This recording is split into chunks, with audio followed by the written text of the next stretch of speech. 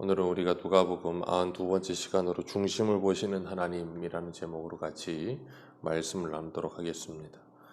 우리가 하나님의 말씀 앞에 선다는 것은 언제나 나는 틀리고 하나님은 옳다는 그 대전제를 가슴에 품고 하나님의 말씀을 생각하며 우리가 주님 앞에 서지 않으면 그 하나님의 말씀이 우리에게 들리지 않습니다.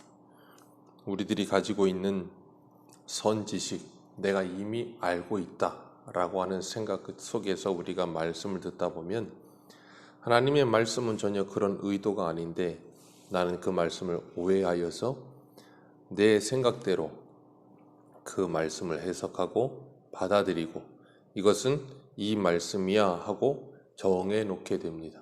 그리고 나면 하나님의 말씀이 우리에게 들리지 않습니다. 그러면서 우리가 하나님의 말씀으로 권면하고 하나님의 말씀으로 설교해도 때로는 그럽니다. 나도 알아.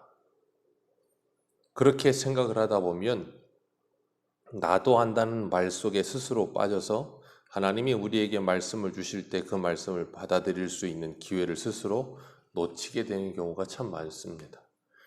그렇기 때문에 베드로전서에서도 말씀하시는 것처럼 하나님은 교만한 자를 물리치시며 겸손한 자에게 은혜를 주신다라고 말씀하세요. 하나님께서는 겸손한 자에게 하나님의 은혜 주시기를 기뻐하시지 교만한 자에게 하나님의 은혜를 주시지 않습니다. 그건 하나님의 뜻이요 또한 우리의 반응의 결과이기도 합니다. 그렇기 때문에 우리가 하나님 앞에 언제나 겸손한 마음으로 하나님의 말씀 앞에 아멘으로 서는 것이 복입니다. 예수님을 시험하여 예수님을 잡으려는 사람들의 특징이 딱 그렇습니다. 다 아는 거예요. 종교 지도자들이었어요. 그 율법사들, 서기관들, 바리새인들 정말로 똑똑한 사람들이었습니다. 다 안다는 겁니다. 그렇기 때문에 예수님을 믿을 수가 없고 받아들일 수가 없었던 겁니다. 예수님께서 말씀하시기를 사람들이 어찌하여 그리스도를 다윗의 자손이라 하느냐 그렇게 말씀하세요. 이사야 11장에도 예레미야에도 하나님께서는 끊임없이 다윗의 후손을 통하여 예수 그리스도가 오실 것을 말씀하세요. 그래서 이사야 11장 1절과 2절에 보면 이새의 줄기에서 한 싹이 나며 그 뿌리에서 한 가지가 나서 결실할 것이요 여호와의 신 곧 지혜와 총명의 신이요 모략과 재능의 신이요 지혜가 여호와를 경외하는 신이 그 위에 강림하심이랴 그렇게 말씀하고 계세요. 예수 그리스도가 이새의 줄기에게서 다윗의 후손에게서 나실 것을 예언하십니다. 그리고 그 예언대로 유다 자손에서 다윗의 후손으로 예수님이 태어나십니다.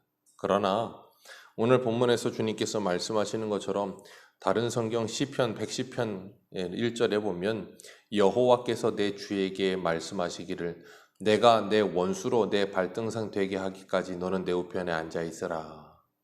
오늘 본문에 그 말씀을 그대로 예수님께서 인용하여서 43절에 말씀하세요. 그런데 다윗이 쓴 시편인데 이렇게 말해요. 여호와께서 내 주에게, 다윗은 왕입니다. 그런데 여호와께서 내 주에게 라고 표현하면서 여호와 하나님과 그리고 또 내 주라는 표현을 써요. 왕이 자신이 주라고 표현할 수 있는 분은 누구밖에 없겠어요? 하나님 외에는 없습니다. 그런데 다윗이 여호와께서 내 주께 그런 표현을 써요. 그리고 이 43절에 내가 내 원수를 내 발등상으로 삼을 때까지 내 우편에 앉아있으라 라고 말씀하십니다. 이 표현 하나님의 우편에 앉아있으라 누구를 말씀하세요? 예수 그리스도를 말씀하고 계시죠. 빌립보서 2장 10절에 보면 하늘에 있는 자들과 땅에 있는 자들로 모든 무릎을 예수의 이름에 꿇게 하시고 모든 입으로 예수 그리스도를 주라 시인하여 하나님 아버지께 영광을 돌리게 하셨느니라. 아멘. 바로 예수 그리스도께서 하늘과 땅에 있는 모든 입으로 예수 그리스도를 주라 시인하며 그 앞에 무릎을 꿇게 하셨다. 그렇게 말씀하세요. 하나님께서 그 일이 되어질 때까지 예수님을 하나님의 우편에 앉아있으라 하셨다. 다윗은 성령의 은혜로 말미암아 이미 그것을 말씀을 통해 받았고 보게 되었고 알게 된 겁니다. 그래서 그가 하나님 앞에 하나님의 은혜로 말미암아 이런 시편을 쓰게 되어진 거예요. 육신으로는 다윗의 후손으로 오셨지만 이미 다윗 이전에 요한복음 8장에 보면 예수님께서 말씀하시기를 아브라함이 나기 전에 창세전에 계셨고 라는 표현을 하시는 것처럼 모든 것을 창조하신 하나님이 바로 예수님이라는 걸 분명히 알리시고 계시는 거예요. 아브라함보다 먼저 계셨고 다윗보다 먼저 계시니, 그러나 그분이 혈통적으로 다윗의 후손으로 오시는 분, 바로 메시아라는 겁니다. 그래서 요한복음 1장 1절에 보면 태초에 말씀이 계시니라, 이 말씀이 하나님과 함께 계셨으니 이 말씀은 곧 하나님이시라.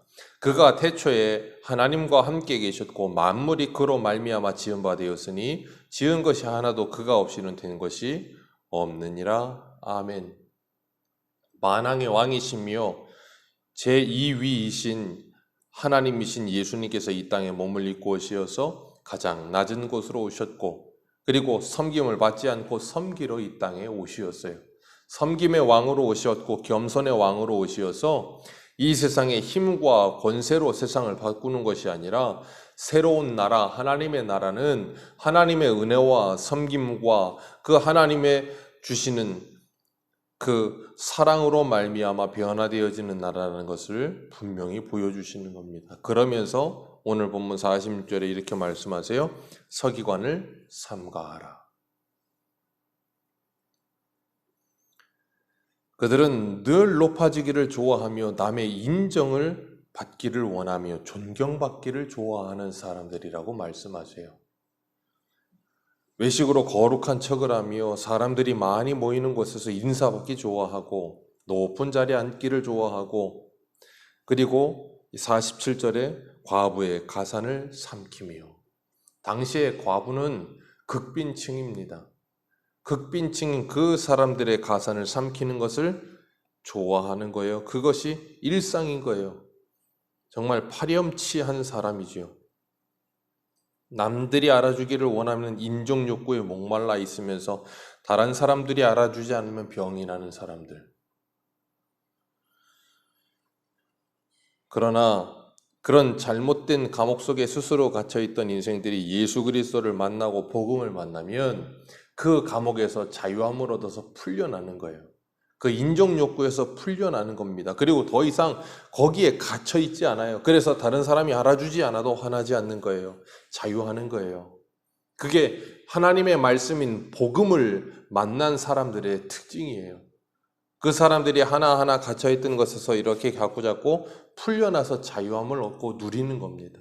그래서 우리는 지금이 구원받을 만한 때고 지금이 은혜의 날이라는 겁니다. 하나님의 복음이 오늘도 지금 우리들에게 찾아오셔서 우리가 갇혀있는 감옥에서 우리를 자유하게 하시는 거예요.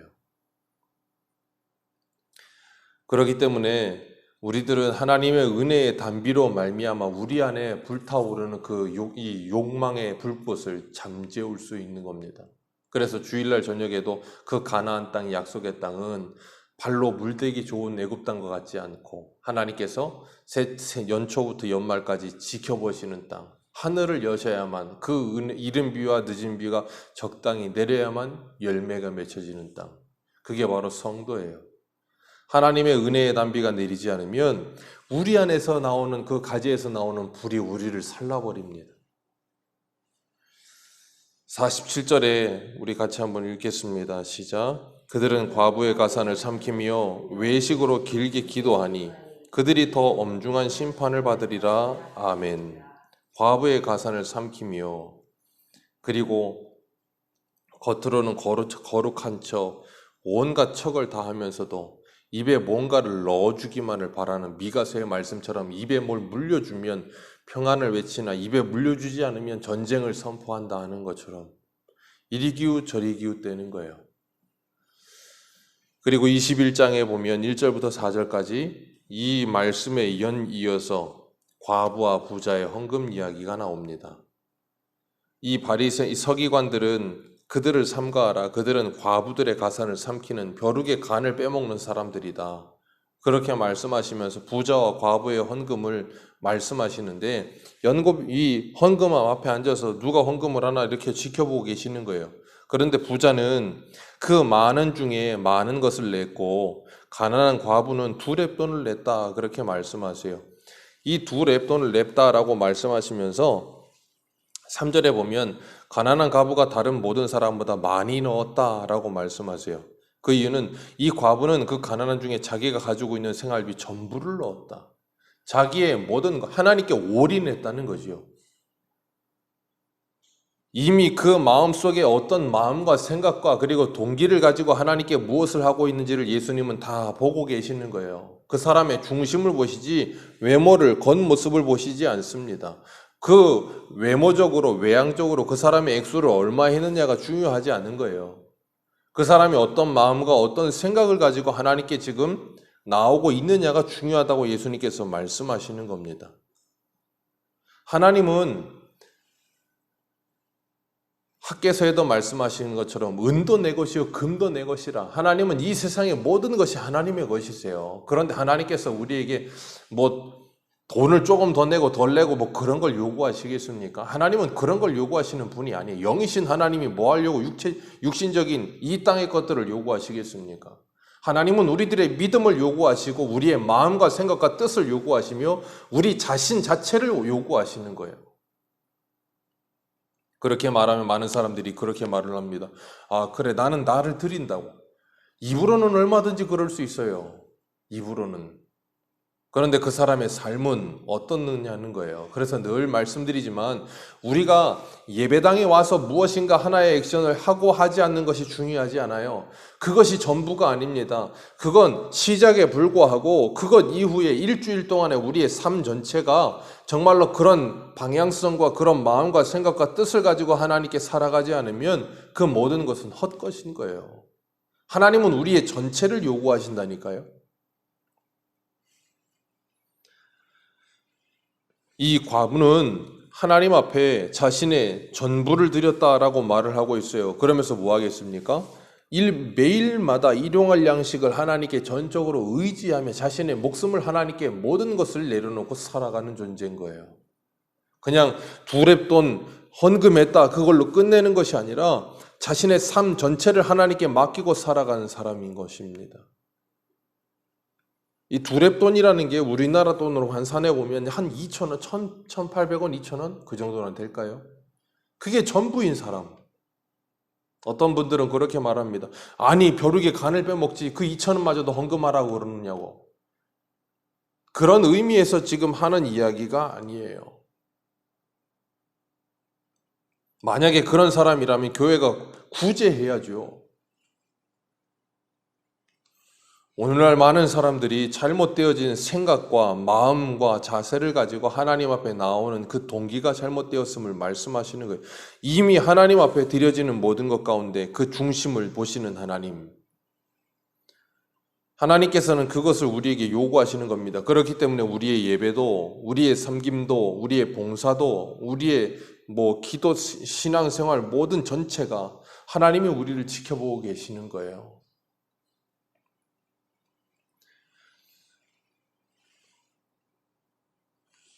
그렇기 때문에 우리가 잊지 말아야 될 것은 하나님의 말씀을 바로 알지 않으면 자꾸 곡해하고 오해하게 됩니다. 그래서 사람들이 오늘날도 무슨 잘못되어진 것들을 자꾸 가르치면 그걸 잘못 배워서 선불 11조를 하고 무슨 일천번제를 하고 이상한 것들을 자꾸 하다가 어디서 복음을 좀 들으면 교회들은 다 사기꾼이고 교회들은 무슨 다 돈 거들어 다니는 것인 줄 아는. 그래서 요즘 비대면 예배 가운데 이 대면 예배 드린다 그러면 댓글 다는 거 보면 전부 다 하나같이 하나부터 열까지 다 그거예요. 교회가 돈 뜯어내려고 예배 드린다고. 아니 교회가 돈 뜯으려고 아니 어떻게 짜고 무슨 다 이렇게 뭐라 그래야 돼요. 다 무슨 댓글 쓰기 전에 이미 다 회의를 하나 봐요. 하나부터 열까지 댓글이 전부 다 그거예요. 돈 거두려고 예배 드린다고. 세상 사람들이야 이 영적인 세계를 알지 못하니 그렇게 말할 수도 있겠지만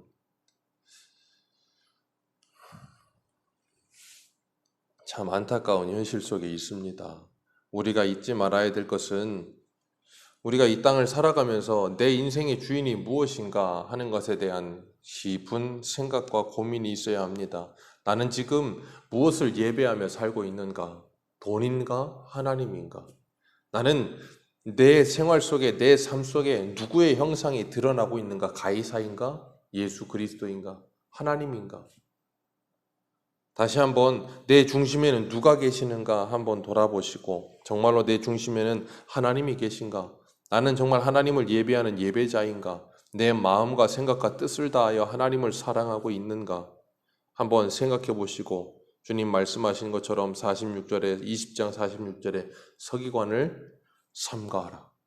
우리의 삶 속에 서기관과 같은 그런 습성들, 그런 본성들, 날마다 솟아오를 때마다 하나님의 은혜 가운데 그 모든 것들을 다 제거해버리고, 날마다 그런 우리의 잘못된 모습들이 죽으며 하나님의 말씀의 은혜로 말미암아 새롭게 되어져서 나는 날마다 죽노라.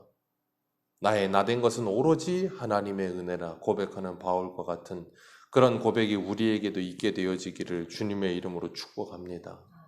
기도하겠습니다.